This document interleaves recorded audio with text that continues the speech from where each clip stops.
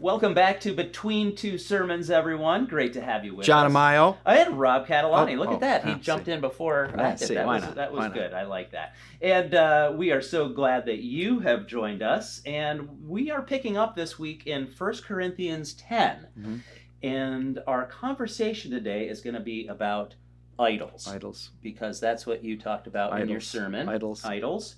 And you, in your sermon, differentiated, Rob, between the idols that the people in Corinth were facing during their day and what we might deal with in our day. We don't typically have little idols of silver and gold in our home. Right. Most people aren't bowing down to them out there. Right. If you are, maybe, this will apply to you too. Right. But for a lot of us, we think, we could just skip that. Right. Right.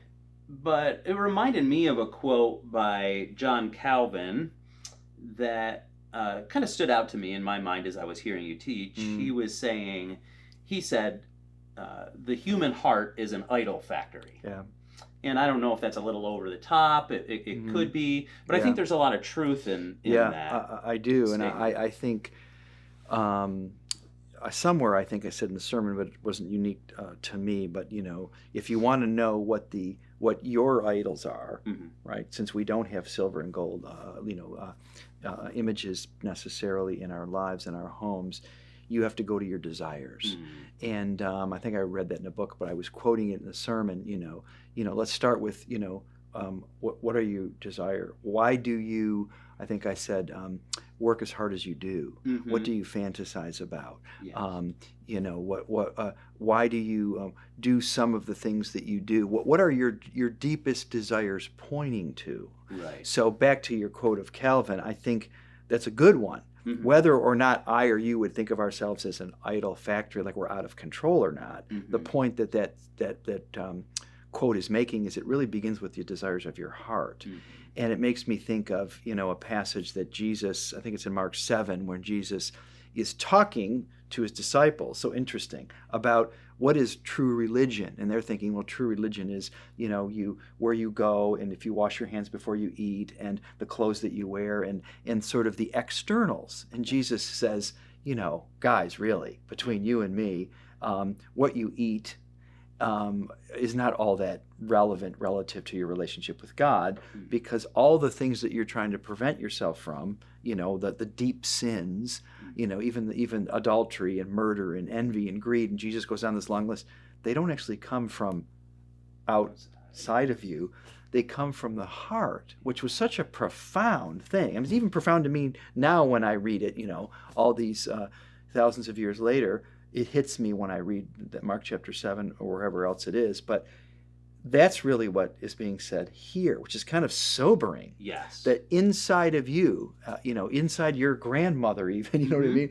All of us in our hearts have the potential to worship things that are not worthy of our worship and that can significantly poison our lives. That's what I think Calvin was getting at, and I think that's what Paul's getting at. Right. And I think when you were saying something in your sermon, I remember I can't remember the exact line you used, but it was essentially something like, what is it that if you had to take out of your life would be you wouldn't want to give it up? Essentially something like that. And I heard some audible kind of like gasps in the crowd. I don't know if you picked it up, but I could hear like an audible gasp in some people and then a hearty amen by a couple people. Right. But I think you touched on something there that makes us go, maybe that's where my idol is. Yeah. When I go, what wouldn't I want to give up right now? Yeah, I think, I don't know if Tim Keller pioneered it, but the first time I heard the term functional God. But it makes sense. You don't have to really unpack it.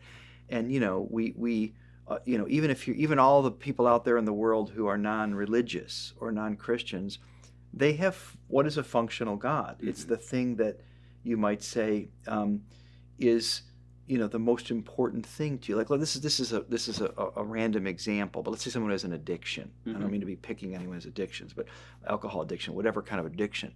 But when people have addictions of various kinds, whether it's I'm hiding the alcohol in the trunk, I'm hiding the the pornography is it's easier on the phone than it used to. Whatever it is, in other words, it's something that you cannot.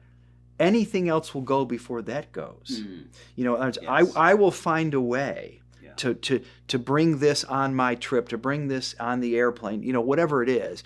You know, is another way of thinking when I'm listening to what you're saying is, you know, the thing you cannot do without. Yeah. So now sometimes that is I'm going to the darkest places. You know, these kinds of addictions or shameful things, but it could be other things. It could be your career. Right. I mean, for some people, you know, I mean, workaholism is not only popular, workaholism is praised. So some sins, some addictions are modern idols are not praised, but some of them are. If you're a workaholic in some cultures and some families and some communities, and ours included, you're seen as an admirable person, and if you make an awful lot of money and you're seen as an admirable person, and I'm not saying I'm not knocking careers or money, right? But if careers or money or even something as wonderful as your family, right? These are all good things. Yeah. It's I heard someone say, "What is an idol? A modern idol? It's when a good thing becomes a god." So that's why it's different for each person. We can't say anybody that has one of these. You're an idolater. Right. Well, no, maybe not. There's probably people that we know, even in the world, famous people, but I mean personally, who are very, very wealthy, more wealthy than you and I will likely ever be combined, times 10, and are very generous people. Yeah. And give to the things of God and to better people's lives. And so it doesn't mean every person that has a lot of money. But for some people who even have a modest amount of money, money has become a god for them. And this is the danger. I love, so I think that's a great quote, John, Calvin's quote. It's saying something fundamental about your heart, even more than the quantity of your idols. It's really about the human heart. And this goes back to even having a biblical worldview. You know, if my biblical worldview says to me that I was made fundamentally to be in a relationship with God, nothing in this world comes within 100 million miles or, you know, within a close distance to the capacity of the love of God and the power of God and the fulfillment of God. You know, even wonderful, great things. So if I don't know that about myself, I'm going to do everything I can to fill that vacuum in my life, Christian or non-Christian, fill that vacuum with other things, and I almost can't help turning good things into gods because of who I am. Yeah. In your life, and maybe I'll just speak autobiographically here for my life. It seems like when I close one idol factory down, to use that, to continue with that analogy, when I close one idol factory down, another one pops up. Yeah. So I'm like, well, I think I got that one under control. Right. And then it's like, oh, but how about this one? Right. It just pops up. That's right. Like, you know, at different times in my life, I feel like, you know, success has driven me probably more than it should have. Yep. The opinions of people. Right. That's a big one. Has driven me. Like if I'm not okay with others, I'm not okay. Right. You know, that's big. I think certain relationships have driven me at different times in my life. But when it's like I close one of those down, it seems like another one pops up in another area. Which proves the point right. that the underlying issue is your capacity that God has created you and me with for something that nothing in this world can satisfy. Right. And that can be incredibly frustrating. There's a verse, I think it's in Romans chapter 8, you know, and it talks about, God has, it's not coming to mind, but it's Romans 8, 26, 27, 28, and it talks about God has created us with this great frustration, you know.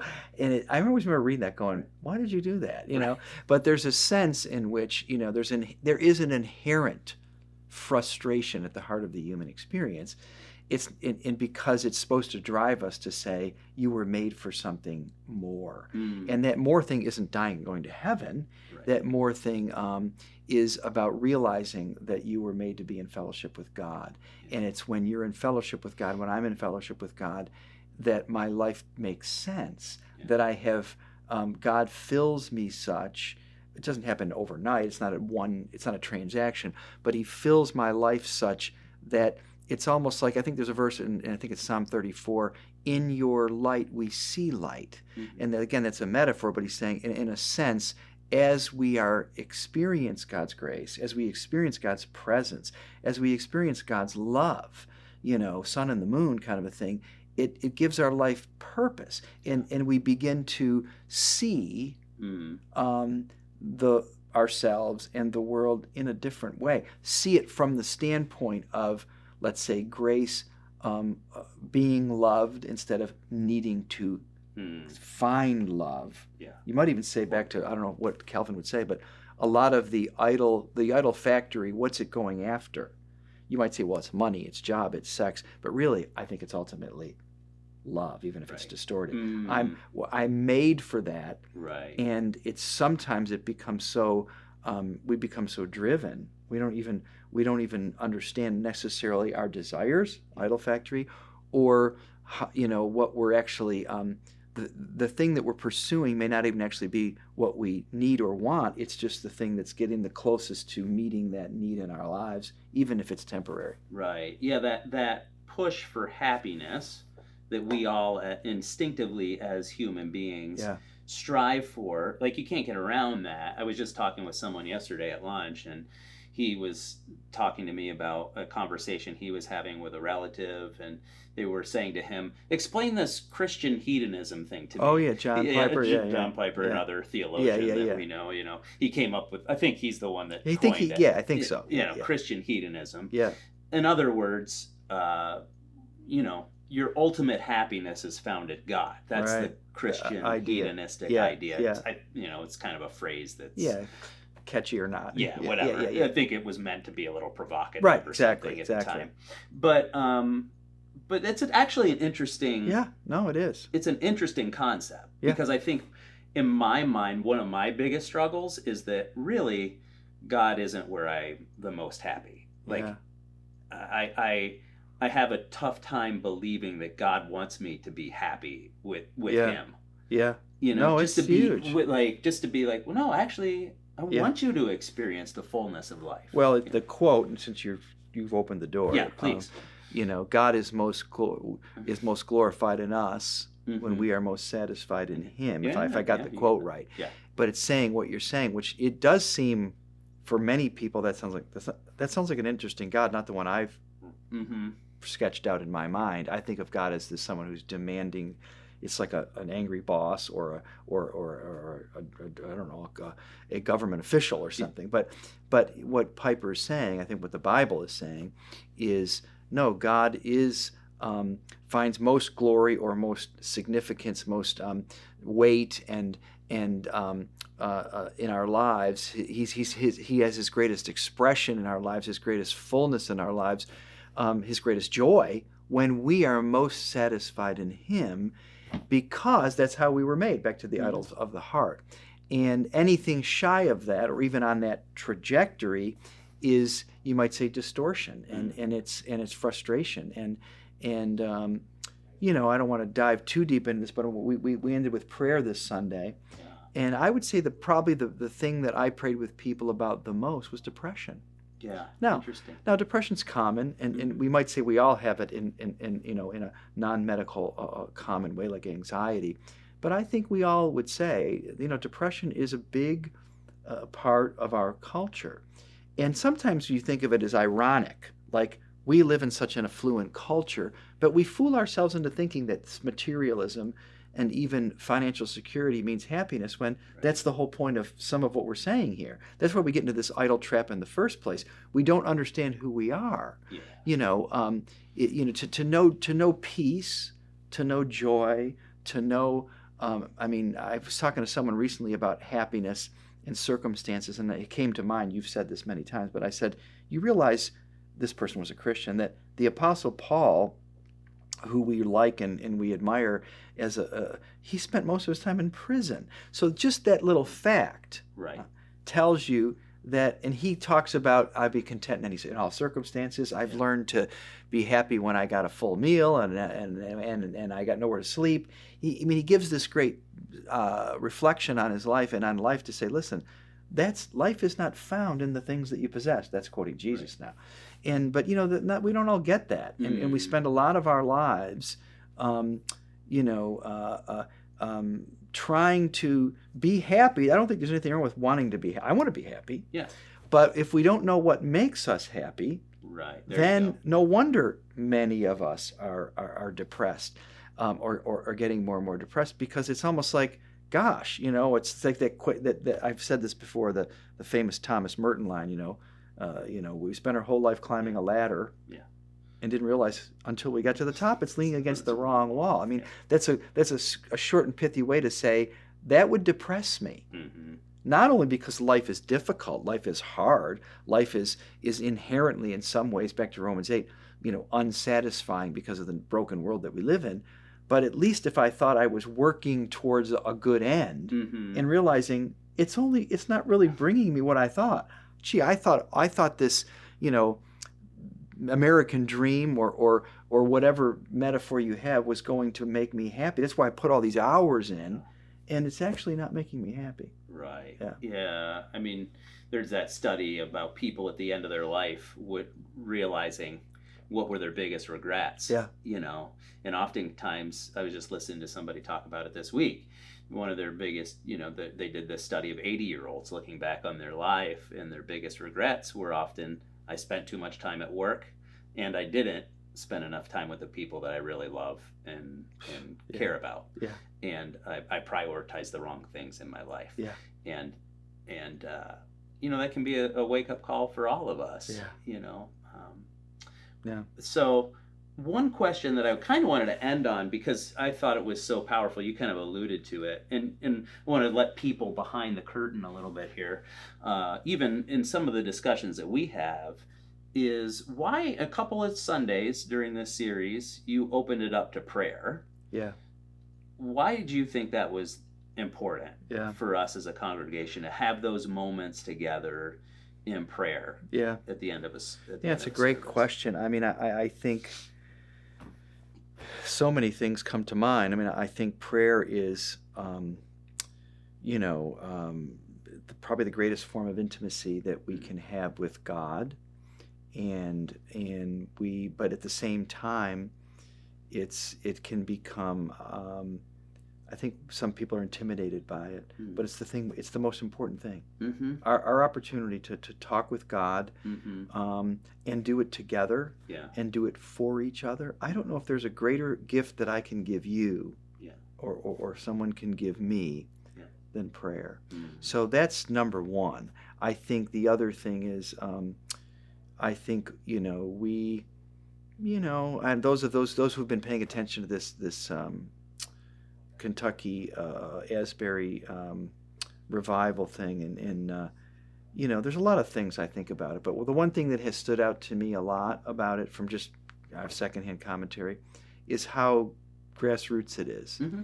And I saw, I've heard different people just here and there on Instagram that say, whether it was, media person X or celebrity Y, and they reached out to the student union people and said something. The student union said, please don't come. Right. Pray for us. Yeah. And they were very impressed by that, because they were saying, and I heard one guy say, most people want press coverage. Mm-hmm. And this is, and all that to say, back to your question about prayer, my sense is there's what might be happening there. I'm not an expert on this, but there's something God is doing something, and it's reflective of this greater need, back to the need of our hearts, and it's a lot of it is prayer. Mm-hmm. A lot of what's happening there is, from what I've seen, is prayer. It's people being prayed for. It's people sharing prayers, mm-hmm. and prayer is a way to encounter God. It's also a way to, even what we did in Sundays as an example,